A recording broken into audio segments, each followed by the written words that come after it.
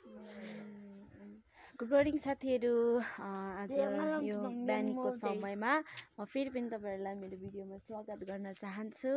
अनि यो समय चाहिँ अहिले ठ्याक्कै 8 बज्न आँटेको छ। हामीले चिया खाइसक्यौँ, हिजो खनेको आलुहरू खाइसक्यौँ। अनि अहिले चाहिँ हाम्रो आस्याङले हिजो खन्न नसकेको चाहिँ रिमेनिङ चाहिँ अब कम्प्लिटली खन्न जाँदै हुनुहुन्छ। यता चाहिँ हाम्रो तिमोथी छ। अनि है तिमोथी, अनि यता चाहिँ आस्याङ नानीले तेमे निकालिसक्नु भएको छ। यो चाहिँ हाम्रो बारी हो, के भन्छ करेसा बारी, सागहरू छ। यत्रो आलु निकालिसक्नु भयो आस्याङले। अनिले चाहिँ रुख पकड्दै हुनुहुन्छ। यत्रो आलु छ। यता आस्याङले खन्दै हुनुहुन्छ। हुँगर्जिन्यो अनि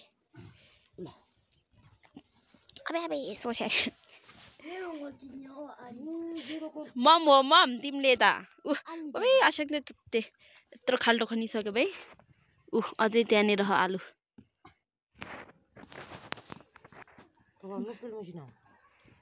बिस्तारै खन्नुपर्छ, किनभने के अरे चोट लाग्न सक्छ नि त, भाँचिन सक्छ, टुक्रिन सक्छ। यत्रो निकालिसक्नु भयो आस्याङले बिहान बिहानै। अझै कति धेरै हो, यत्रो खाल्डो खनिसक्यो आस्याङले। युङ माम त्यहाँ लाने गए।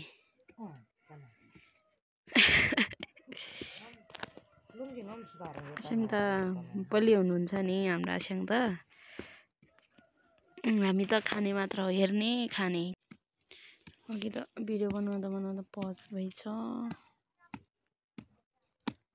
अझै खन्दै हुनुहुन्छ आस्याङले। कति धेरै छ भाइ, कति गहिरोमा उम्रिँदो रहेछ।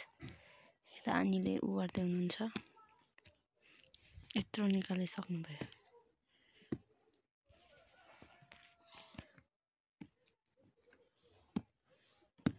त्यहाँ छ आलु।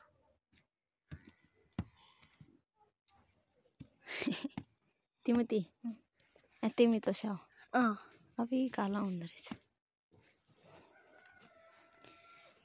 तिमी दोलो आ जाऊँ तेरे तो स्याउ।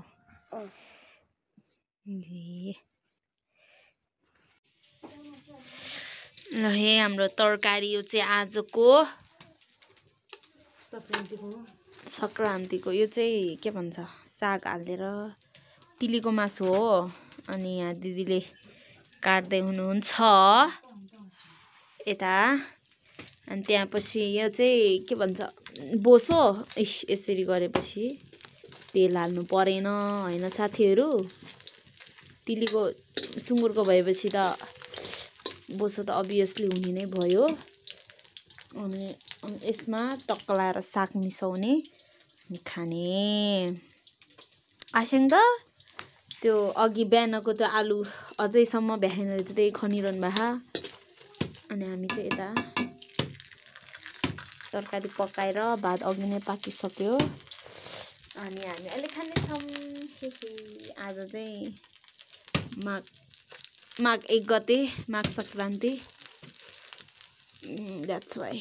ल पकाएर खानेछौँ हामीहरू। के छ, हामी चाहिँ अहिले त्यो घाँस काट्न जाँदैछौँ। के भन्छ त्यो कोदोकोले। अनि त्यो चाहिँ कोदोको घाँस।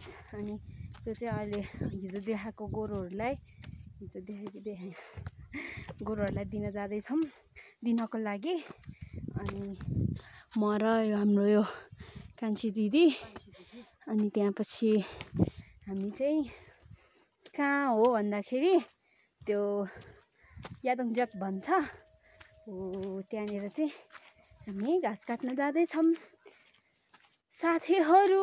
अहिले आज चाहिँ 1 गते, माघ 1 गते भए पनि हामी घाँस काट्न आएका छौँ। के गर्नु, हामी जसरी खान्छ, हामीलाई जसरी भोक लाग्छ त्यसरी नै गाई बस्तुलाई पनि लाग्छ। त्यही भएर घाँस काट्नु पर्यो, दिनु पर्यो हैन त। अनि यो यादुङ चेत भन्नेको चाहिँ हामी बस्नेबाट अलि 15 मिनेट जति टाढा छ। अनि यता पनि बस्तीहरू छन चाहिँ कस्तो राम्रो हिमाल देखेको नि। अनि यतिखेर चाहिँ अलि जाडो छैन। सो यहाँ त्यही नै हो, अब उता गएर भेट्नुपर्छ है। हामी चाहिँ आम्चाङको सानोको घरमा आइपुग्यो। अनि त्यसपछि पानी खाँदैछौँ। लगेर गयो यसरी। वाउ कति चिसो छ होला नि। अब म नि खान्छु अब। हाय हामी चाहिँ आइपुगिसक्यौँ। बाइ द वे हामी चाहिँ यहाँनिर काट्न आएको। आस्याङले काटिसक्नु भएछ क्या अलिकति त। द्याट्स अनि त्यो चाहिँ हामी त्यहाँ काट्ने हो। त्यो चाहिँ हाम्रो गोठ भयो। यो चाहिँ दाइहरूको। अनि हाम्रो यतातिर चाहिँ रोड पनि लिएर आएको रहेछ। किन ल्याएको त्यो त थाहा भएन होइन। त्यत्तिकै त्यसै रोड पनि रहेछ। अनि हामी दुईजना हिँड्दैछौँ। आइपुगिसकेका छौँ। त्योहरू काट्ने सँगले कस्तो मजाले हावा आएको हेर यता त।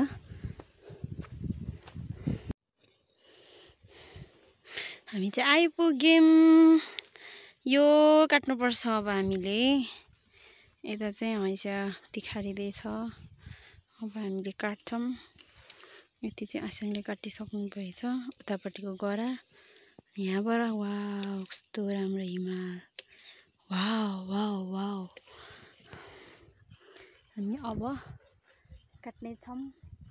त्यसपछि अनि कति काट्छौँ हेरौँ। सो अनि के भन्छ गोरु चाहिँ यता छैन। अब हिजोको ठाउँमा लानुपर्छ, पङ्गुले भन्ने ठाउँमा। अनि त्यही नै हो। ल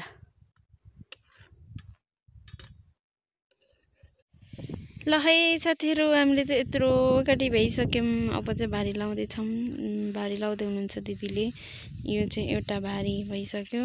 अनि यहाँनिर अर्को भारी लाउँदैछ। अन्त हिमाल ढाके छ नि यो बोकेर। अनि हामी जानेछौँ। मेरो त सानो हुने हो क्या, पुरै अल्छी लाग्यो नि। अनि हामी त्यहाँ पछि अहिले यो साग टिपेर जानेछौँ। साग पनि टिप्नेछौँ, जानेछौँ। अन्त यति काट्यौँ। अझै बाँकी छ, कहिले सकिने हो अब त। म चाहिँ यता छु। मेरो क्रको पनि फुस्क्यो नि त। ठिकै छ। ल त्यो मेरो भारी। हाम्रो चाहिँ चट्ट भारीहरू पनि लगाइसक्यौँ। अब चाहिँ हामी साग टिप्ने छौँ। अनि साग चाहिँ भोलि उता धारीमा पठाउने रे आमाहरूलाई, मम्मीहरूलाई। अनि हामी अहिले साग टिपेर जानेछौँ। साग चाहिँ मैले अघि नै देखाइसकेँ नि, यस्तो रहेको छ। सबै टिपेर लाने होला। यहाँ चाहिँ बाइ द वे त्यो गोरुहरू चाहिँ यहाँ राख्थ्यो, राख्न चाहिँ। तर अहिले चाहिँ उता लगेको के हिजो देखाएको ठाउँमा चाहिँ मल भयो। अनि साग टिप्नेछौँ। अनि हामी घरतर्फ लाग्नेछौँ होइन। घाँस बोकेर माथि गोरुबाट जानु पर्यो। अनि घरतर्फ लाग्नेछौँ साथीहरू हामी चाहिँ। हो त्यही नै हो। ल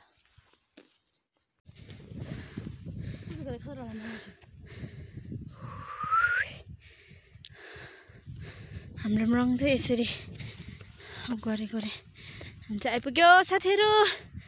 हो फाइनली है। त्यहाँनिर म चाहिँ यता छु। अनि यहाँनिर देख्न सक्नुहुन्छ पुरै ढुङ्गेनी जमिन भए। ढुङ्गेनी जमिनमा खेती हुँदैन। द्याट्स वाइ हिजो जसरी यो सबै यहाँ हेर त, यहाँ सबै ढुङ्गाहरू जम्मा गरेर अनि बल्ल के गर्न सक्छौँ, खेती गर्न सक्छौँ। यो चाहिँ हामीले हिजो अनि र मैले कलेक्ट गरेको यति ल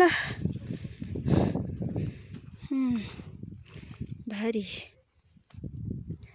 त छु चाहिँ हाम्रो गाउँ भयो। मैले तपाईँलाई हिजो देखाएको थिएँ हामी चाहिँ यहाँनिर गोरुलाई पानी थाप्न आएको नि। वाउ रमणीय छ वातावरण खेतबारी हाम्रो। आया है